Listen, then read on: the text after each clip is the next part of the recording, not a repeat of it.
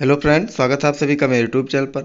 आज हम आपके लिए लेके आए हैं सोशल साइंस का दिग लेसन प्लान, जिसका प्रकरण है, टॉपिक है आपका खनिज संपदा।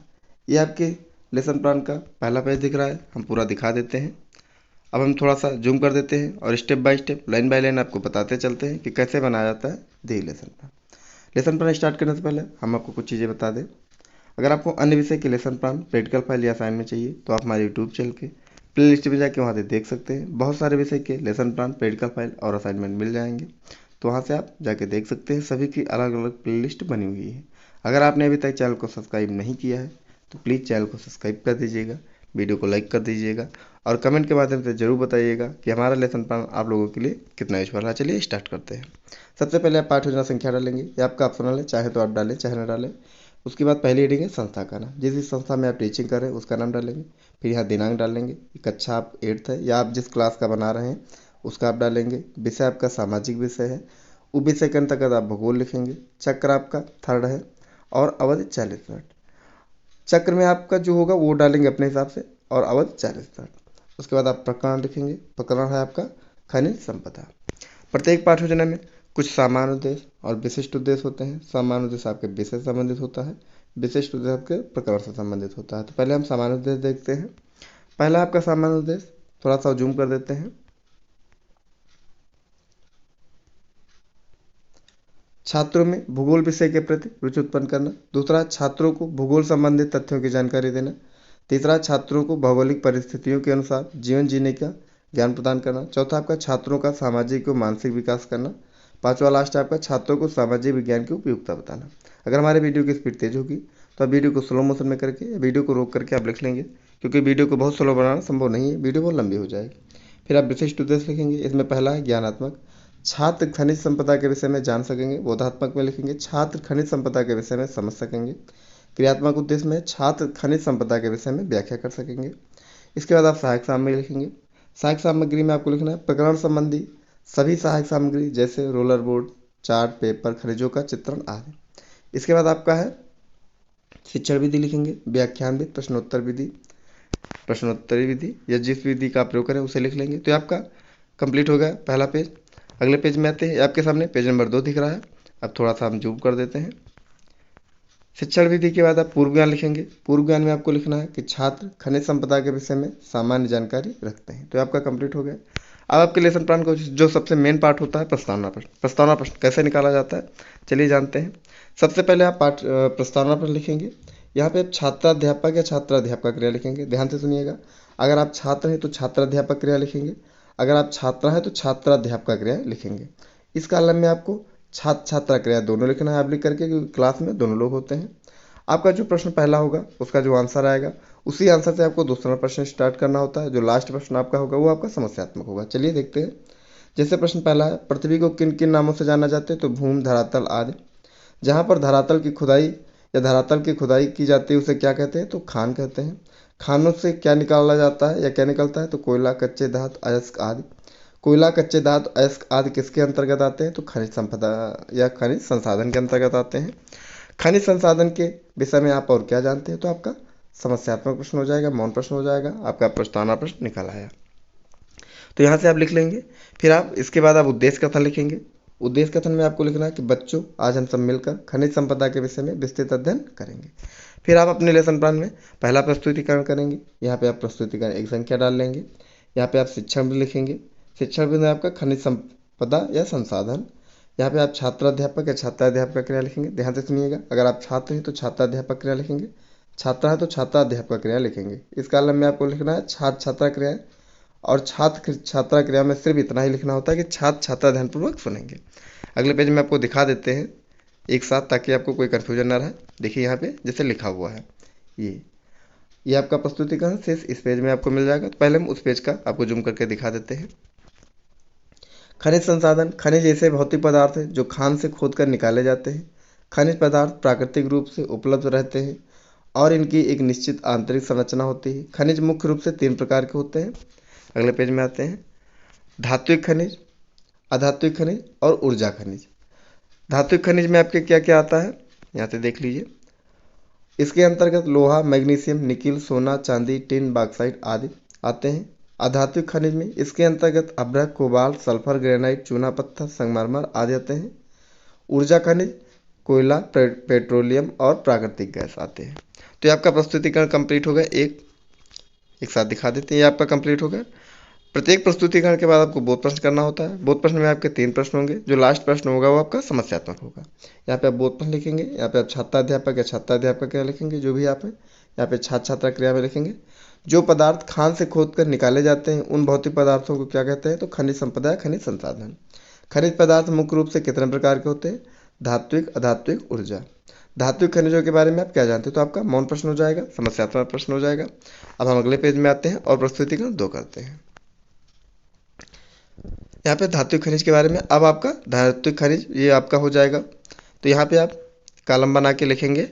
यहाँ पे एक कॉलम ऊपर बना लीजिएगा ऐसे, और यहाँ पे लिखिएगा प्रस्तुतिकरण या शिक्षाबिंद।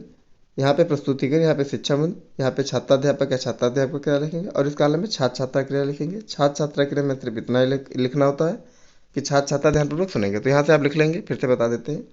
ऐसे एक कॉलम बना लीजिए, ये आपका कॉलम होगा। यहाँ पे आप लिखेंगे शिक्षाबिंद, यहाँ पे आप लिखेंगे छात्राध्यापक या छात्राध्यापक क्रिया जो भी आप यहाँ पे लिखेंगे छात्र छात्रा क्रिया। अब थोड़ा सा जूम कर देते हैं। धात्विक खनिज वह खनिज पदार्थ जिनमें धातु अंशों की प्रधानता पाई जाती है उन्हें धात्विक खनिज कहते हैं। उदाहरण बॉक्साइट, लौह धातु, मैग्नीज, लिथियम, कोबाल्ट आदि। लौह धातु में जब लौह धातु अन्य पदार्थों से मिली रहती है तो इसे लौह अयस्क कहते हैं। लौह अयस्क धातु को मजबूती के आधार पर मैग्नेटाइट, हेमेटाइट, लिमोनेटाइट, सेटेराइट में बांटा जाता है। भारत में उड़ीसा, झारखंड तथा झारखंड उत्तम किस्म के लौह भंडार में से एक है। बॉक्साइट एल्युमिनियम धातु का निष्कर्षण बॉक्साइट अयस्क के किया जाता है। तो ये आपका प्रस्तुतिकरण 2 कंप्लीट हो गया। फिर आप बोध प्रश्न करेंगे। यहाँ पे आप बोध प्रश्न लिखेंगे, छात्राध्यापक क्रियाएं, छात्र छात्रा क्रियाएं या छात्रा अध्यापक क्रिया जो भी आप उस हिसाब से लिख लेंगे। अब आप लिख करके छात्र छात्रा क्रिया दोनों लिखना होता है। प्रश्न पहला, जिन खनिज पदार्थों में धातु अंशों की प्रधानता पाई जाती है उन्हें क्या कहते हैं? तो धात्विक खनिज। धात्विक खनिज में कुछ उदाहरण बताइए। तो बॉक्साइट, लौह धातु, कोबाल्ट आदि। अगले पेज में आते हैं। प्रश्न 3 है, अधात्विक खनिज और ऊर्जा खनिज के बारे में आप क्या जानते हैं? तो मौन प्रश्न हो जाएगा। फिर आप शिक्षाबिंद करेंगे, प्रस्तुतिकरण अगला करेंगे। यहाँ पे आप प्रस्तुतिकरण संख्या डाल लेंगे। नेक्स्ट शिक्षाबिंद है आपका अधात्विक खनिज। यहाँ पे छात्राध्यापक या छात्राध्यापक क्रिया आप लिखेंगे जो भी आप हैं। यहाँ पे छात्र छात्रा क्रिया में सिर्फ इतना ही लिखना होता है कि छात्र छात्रा ध्यानपूर्वक सुनेंगे। तो आपका प्रस्तुतिकरण है, यहाँ से आप लिख लेंगे। थोड़ा सा जूम कर देते हैं। अधात्विक खनिज जिन पदार्थों में लोहा, धातु या अधात्विक अंश नहीं पाए जाते हैं उन्हें अधात्विक खनिज कहते हैं। उदाहरण अभ्रक, नमक, पोटास, संगमरमर, नाइट्रोजन आदि। अभ्रक भारत विश्व में सबसे महत्वपूर्ण अभ्रक उत्पादक देश है। कोयला, प्राकृतिक गैस तथा खनिज तेल ये भी अधात्विक खनिज पदार्थ होते हैं जो जलने के अलावा अन्य प्रकार से भी उपयोगी हैं। फिर आप बोध प्रश्न करेंगे। यहाँ पे बोध प्रश्न लिखेंगे, छात्राध्यापक या छात्राध्यापक क्रिया, छात्र छात्रा क्रिया जो भी आप लिख लेंगे। प्रश्न पहला, जिन पदार्थों में धात्विक अंश नहीं पाए जाते उन्हें क्या कहते हैं? तो उन पदार्थों को अधात्विक खनिज कहते हैं। अगले पेज में आते हैं। अधात्विक पदार्थों के कुछ मुख्य उदाहरणों के नाम बताइए। तो अभ्रक, नमक, कोयला, प्राकृतिक गैस आदि। अभ्रक, संगमरमर, नमक से आदि अधात्विक खनिज पदार्थ कहाँ पाए जाते हैं? तो आपका मौन प्रश्न हो जाएगा। फिर आप प्रस्तुतिकरण नेक्स्ट करेंगे। यहाँ पे प्रस्तुतिकरण नेक्स्ट लिख लेंगे। शिक्षा बिंदु आपका है अधात्विक खनिज पदार्थों के स्थान। यहाँ पे छात्राध्यापक या छात्राध्यापक क्रिया लिखेंगे जो भी आप है। यहाँ पे छात्र छात्रा क्रिया में लिखेंगे, छात्र छात्रा ध्यानपूर्वक सुनेंगे, सिर्फ इतना ही लिखना होता है। तो ये आपका शिक्षण बिंदु है। थोड़ा सा जूम कर दे। अभ्रक आंध्र प्रदेश, राजस्थान, झारखंड। संगमरमर मध्य प्रदेश, राजस्थान। नमक राजस्थान, हिमाचल प्रदेश, सेंधा नमक। गुजरात, तमिलनाडु, महाराष्ट्र, उड़ीसा, आंध्र प्रदेश, केरल। चूना पत्थर राजस्थान, मध्य प्रदेश, आंध्र प्रदेश, गुजरात, कर्नाटक, तेलंगाना, छत्तीसगढ़।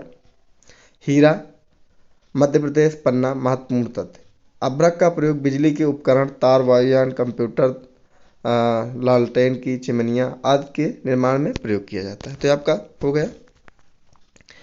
अब आते हैं जो लास्ट आपका प्रस्तुतिकरण होगा उसमें बोध प्रश्न नहीं करना होता है, आपको श्यामपट्ट कार्य करना है। चाहे तो आप प्रस्तुतिकरण के साथ श्यामपट्ट कार्य कर सकते हैं, लेकिन सामाजिक विषय के लेसन प्लान में अब लास्ट में श्यामपट्ट कार्य कर लेंगे चौथे प्रस्तुतिकरण के बाद।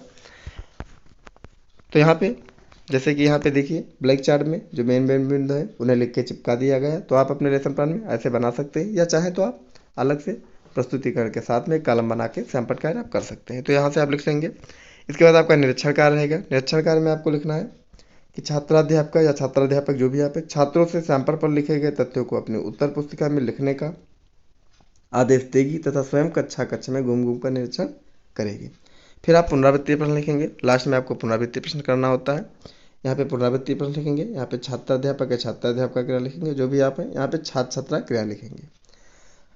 अगर आपने अभी तक हमारे चैनल को सब्सक्राइब नहीं किया तो प्लीज़ चैनल को सब्सक्राइब कर दीजिएगा, वीडियो को लाइक करिएगा, कमेंट के माध्यम से जरूर बताइएगा कि हमारा लेसन प्लान आप लोगों के लिए कितना यूजफुल है। हम आप लोगों के लिए इतनी मेहनत करते हैं, तो आप लोग चैनल को सब्सक्राइब, लाइक और कमेंट तो कर ही सकते हैं। इससे यही हमारा प्रोत्साहन राशि है, यही हम लोगों को मिलता है। इससे हमें थोड़ा सा और प्रोत्साहन मिलता है कि हम लोग आप लोगों के लिए अच्छे अच्छे वीडियो बनाएं। तो आप लोग कम से कम लाइक, कमेंट, शेयर जरूर कर दीजिएगा, सब्सक्राइब जरूर कर दीजिएगा। प्रश्न पहला है, जो भौतिक पदार्थ खान से खोद कर निकाले जाते हैं उन पदार्थों को क्या कहते हैं? तो खनिज संपदा या संसाधन। खनिज पदार्थ मुख्य रूप से कितने प्रकार के होते हैं? 3, धात्विक, अधात्विक और ऊर्जा खनिज। धात्विक खनिज के मुख्य उदाहरणों के नाम बताइए। तो बॉक्साइट, लौह धातु, निकिल आदि। प्रश्न 4 है, अधात्विक खनिजों के कुछ उदाहरण बताइए। तो अभ्रक, नमक, पोटास, संगमरमर, नाइट्रोजन आदि। नमक अधिकतम मात्रा में कहाँ पाया जाता है? तो राजस्थान, गुजरात, महाराष्ट्र, उड़ीसा आदि। गृह कार्य आपका करेंगे। लास्ट रीडिंग है कि छात्राध्यापक छात्रों से खनिज संपदा के विषय में घर से पढ़कर व लिख कर लाने को कहेगी। तो यह आपका देख लेसन प्लान था। आपको हमारा लेसन प्लान कैसा लगा प्लीज़ कमेंट के माध्यम से जरूर बताइएगा। चैनल को सब्सक्राइब कर दीजिएगा, वीडियो को लाइक कर दीजिएगा। अन्य विषय के लेसन प्लान, पेडिकल फाइल या असाइनमेंट देखने के लिए आप हमारे यूट्यूब चैनल के प्लेलिस्ट में जाके वहाँ से देख सकते हैं। बहुत सारे विषय के लेसन प्लान, पेडिकल फाइल, असाइनमेंट मिल जाएंगे आपको। सभी की अलग अलग प्लेलिस्ट बनी हुई है, तो वहाँ से जाके आप देख सकते हैं। तो अगर आपने अभी तक चैनल को सब्सक्राइब नहीं किया है तो प्लीज़ चैनल को सब्सक्राइब कर दीजिएगा, वीडियो को लाइक कर दीजिएगा और शेयर करिएगा। Thank you.